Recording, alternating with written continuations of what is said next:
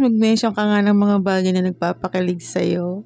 Totoo talaga yung kasabihan na kapag bumabata ka na, nag-iiba na yung mga gusto mo sa buhay. Mga gamit talaga sa kusina yung mga bagay na nagpapasaya talaga sa akin, promise. And finally, dumating na nga tong silicone kitchen set ko and 12 pieces to mga beshi bells. Plus mga discount voucher galing kay TikTok. Sobrang mura ko na lang to nabili mga beshi. Sobrang dami nga pala ng kulay nito mga beshi bells. May purple, may red, may black.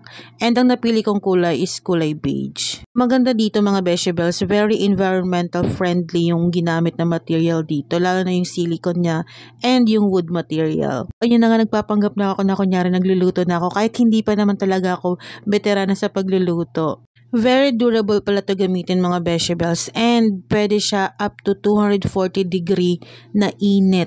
Kaya hindi siya matutunaw at sobrang dali lang niyang hugasan mga vegetables. So ayun na nga, nasa yellow basket ko yan kung gusto nyo rin matry. Bye!